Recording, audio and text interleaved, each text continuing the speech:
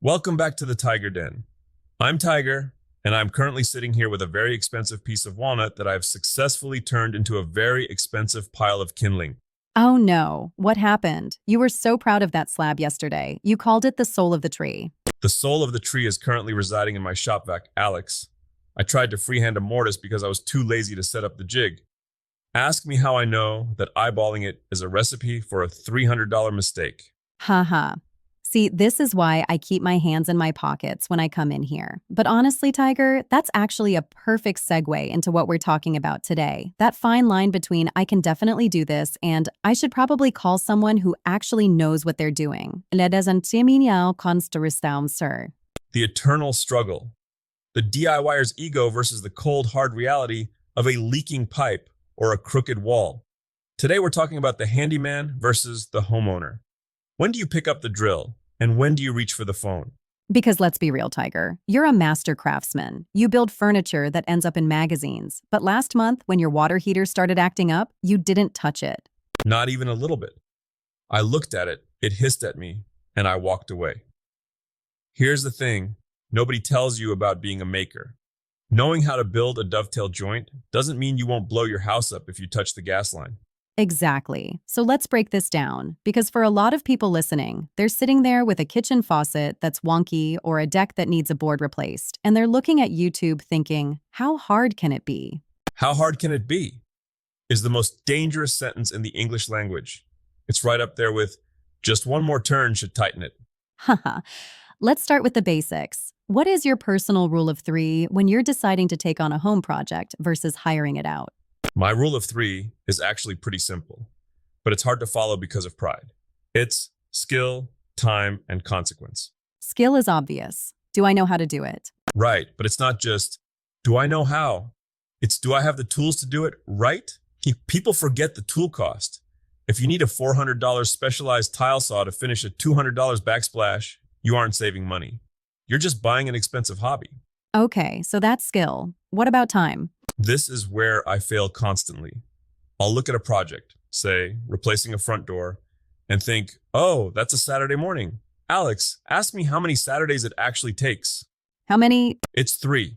It's always 3. Because the first Saturday you realize the house has settled and nothing is square.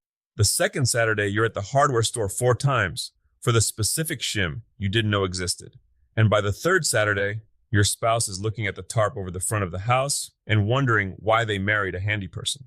Haha. Wait, hold on. I want to jump in here on the time factor because I think people underestimate the mental time. The time spent watching 16 different YouTube videos of guys named Shedhead Dave who all give conflicting advice. Oh, Shedhead Dave is a staple of my diet, but you're right. If a handyman can do it in 2 hours for $150 and it takes you 2 weekends of stress, missed football games, and dust in your coffee, was it really free? Probably not. But let's talk about the third one, consequence. This is the big one. This is the will I die or will my insurance claim be denied category. Here's my professional opinion. If it involves gas, the main electrical panel, or structural load-bearing walls, call a pro. End of story. But what about the small stuff? Like, I changed a light fixture last week. I felt like a god. I turned the breaker off. I didn't get shocked. The light turned on. Did I overstep? No. That's the Goldilocks zone of DIY. Swapping a fixture is a great entry point. But if you start pulling new wire through a wall and you don't know what a junction box is for, you're playing with fire, literally. Okay, let's pivot to the handyman side of things. Say I've decided I'm over my head. Where do I even find a good one? Because I've heard the horror stories. The guy who shows up, takes a deposit, tears your bathroom apart, and then vanishes into the night like a ghost. The vanishing handyman is a classic trope for a reason. Here's the first thing. Avoid the big apps if you can. Those lead generation sites often just sell your info to the highest bidder. If you want a good handyman, you have to go to the place where the pros go. The lumberyard? Even better. Go to the local independent hardware store, not the big orange box, but the place that smells like oil and old wood. Walk to the back counter where the guys are buying bulk screws at 7 a.m. Ask the clerk, who's the guy you trust to work on your mom's house? That's specific. Your mom's house. Because those guys know who pays their tabs on time and who knows their stuff.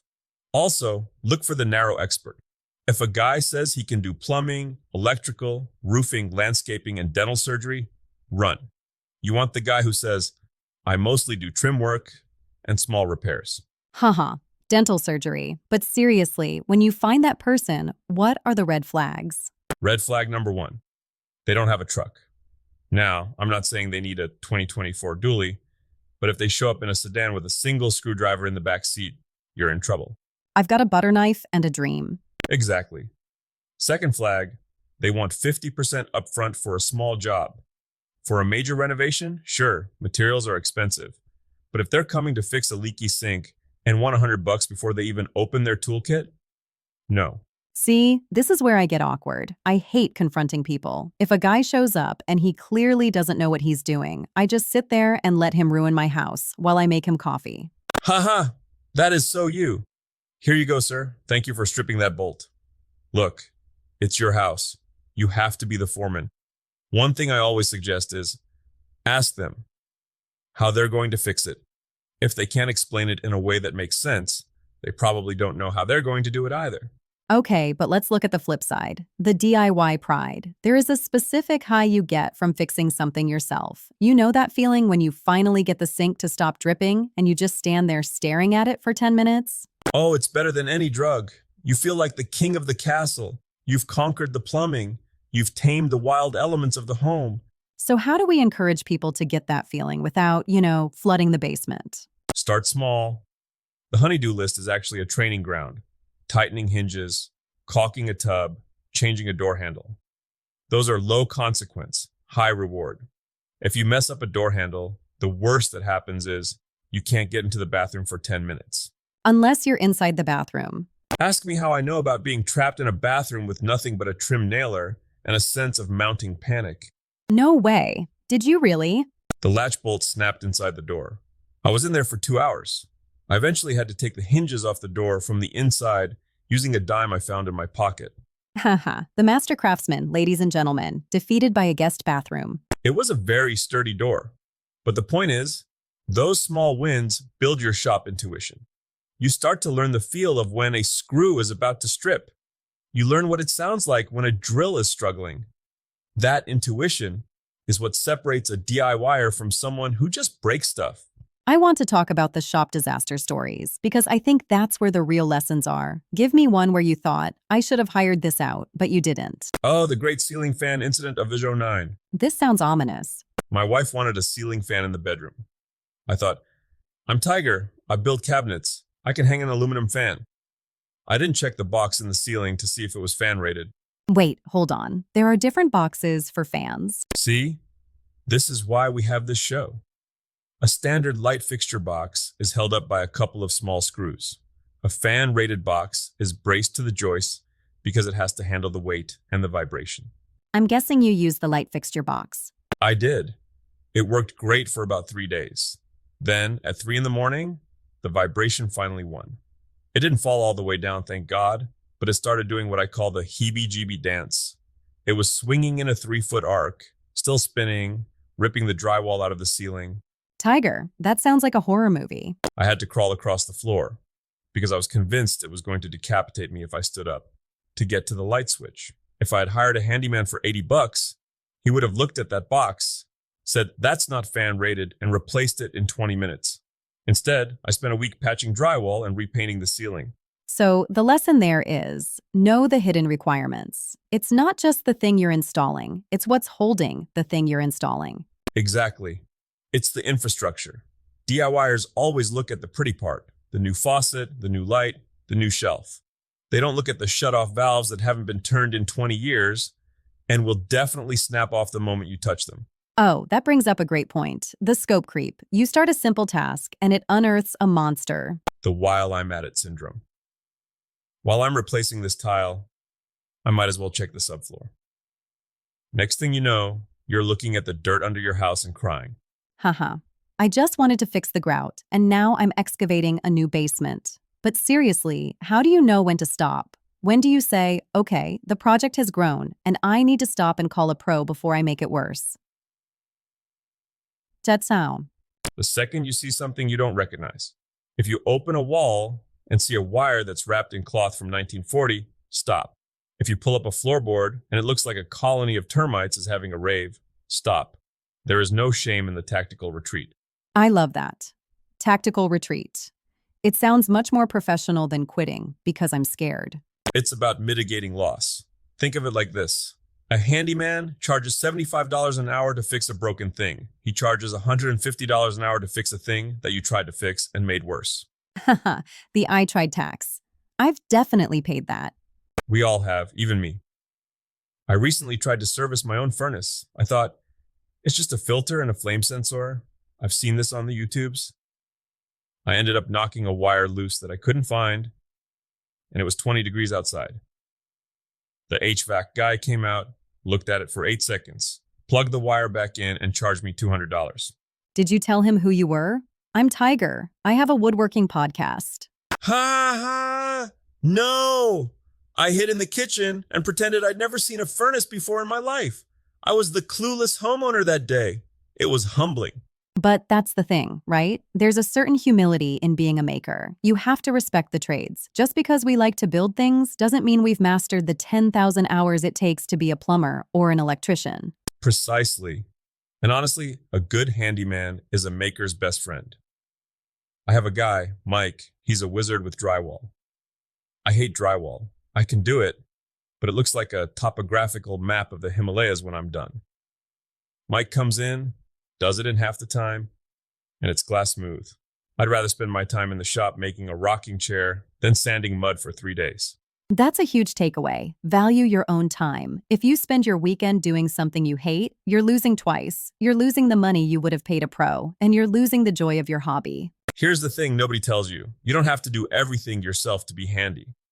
Being handy also means having the wisdom to manage your home properly. Sometimes the handiest thing you can do is pull out your wallet. Okay, let's get practical for a second. For the people who do want to start doing more themselves, the Should I DIY crowd, what's a good starter kit of skills? First, learn how to find a stud in a wall. And I don't mean with those cheap battery-operated ones that beep at everything. Get a magnetic one or learn the knock and listen method. If you can hang things securely, you've already won 50% of the battle. My method is usually drill holes until I hit something solid and then cover the extra holes with a picture frame. Innocentes danzo on hindi non fristersiano. Please don't tell me that. My heart. Ha ha ha. I'm kidding. Mostly, what's number 2? Learn how to shut off your water and your main breaker. It sounds basic, but in an emergency, you don't want to be searching for the street side shut-off valve while your living room becomes a swimming pool. Good point. Knowledge as a tool. And third, learn how to use a tape measure properly. Ask me how I know that about 12 inches is not the same as 12 and 1/16 inches. Does it involve the walnut kindling we talked about earlier? It involves every mistake I've ever made. In woodworking, we say measure twice, cut once. In DIY home repair, it's closer to measure 4 times, go to the store, measure again, realize you bought the wrong part, go back to the store, then cut. Haha. So true. Now, what about the handyman side? If you're going to hire someone, how do you make the most of it? Because their time is your money. Great question. This is the don't be that guy advice. If you hire a handyman, have the workspace ready. If he's coming to fix the sink, clear out the 30 bottles of half-empty glass cleaner under there first. Don't make him spend 20 minutes moving your stuff on your dime. Oh, that's smart. It's like cleaning your house before the cleaning lady comes. Exactly. Also, have a list. Handymen love a while you're here list. If you hire them for one thing, they usually have a minimum call-out fee. If the job takes 30 minutes, but they charge for 2 hours, have 4 other small things ready for them to do. Swap that light switch, tighten that railing, oil that squeaky door. See, that's where you get your money's worth. You're not paying for the fix. You're paying for the van, the fact that they survived traffic to get to your house. And their insurance, and their tools. Here's a little secret. I always offer them a coffee or a Gatorade about halfway through. The Tiger Charm. Does it work? Every time. People work harder for people they like. If you treat a handyman like a service servant, they'll do the bare minimum and leave. If you treat them like a fellow craftsman, they'll often go the extra mile. They might see a loose screw on another cabinet and just fix it because they're already there and they like you. It's the caffeine and kindness protocol. I like it. It served me well. But let's talk about the shop disaster that turned into a victory. Because it's not all gloom and doom. Give me a win. I need to feel like I can fix something after hearing about your fan decapitation story. Ha ha ha. Okay. A few years ago, my deck was looking rough. Not falling down rough, but giving people splinters rough. I got a quote to have it sanded and refinished. They wanted $3,000. Ouch. For a deck? To be fair, it's a big deck. But I thought, no, I have an orbital sander. I have knees mostly. I can do this. I spent 4 days on my hands and knees. It was brutal. I went through 50 sanding discs. I had sawdust in places sawdust should never be. Haha. I'm picturing you with a leaf blower trying to clean yourself off before coming inside. I literally did that. My neighbors think I'm insane. But when I put that final coat of oil on it, Alex, it looked better than the day it was built. I saved $2,500. And every time I sit out there with a beer, I look at that wood and think, I did that. That's the DIY dividend. The DIY dividend. That's the payoff for the back pain and the dust in your coffee. Exactly. It's the feeling of ownership. When you hire everything out, your house is just a place you live. When you fix it yourself, it's a place you built. So, what's the final verdict for our listeners? If someone's staring at a project right now, let's say a leaky toilet, they're looking at the wrench and they're looking at the phone. What's the deciding factor? I call it the water test. If you turn off the water and the leak stops, you have time. You can try to fix it. If you mess up, you just turn the water back off and call the plumber on Monday. No harm, no soul-crushing damage. But if you can't make it stop? If water is spraying the ceiling and you're standing in a puddle, put the wrench down and call the pro. You've lost. Accept it with grace. Haha. Accept it with grace. I think I'll just have that tattooed on my forehead for the next time I try to hang a shelf. Here's the thing nobody tells you, Alex. Even the pros were amateurs once. The only difference between me and the guy who's afraid of a hammer is that I've broken more things. That's actually really encouraging. It's about the volume of mistakes. Total volume. Every mistake is just a tuition payment to the School of Hard Knocks. I've paid enough tuition to own the campus by now. Haha. Well, I think that's a good place to wrap it up. Whether you're picking up the phone or picking up the drill, just remember, as Tiger says, skill, time, and consequence. And don't forget the Gatorade for the handyman. It goes a long way. This has been the Tiger Den podcast. Tiger, go clean that walnut dust out of your shop vac. It's hurting my heart just thinking about it. It was such a beautiful slab, Alex. Such a beautiful slab. We'll see you guys next week. Keep making stuff, even if it's just making a phone call.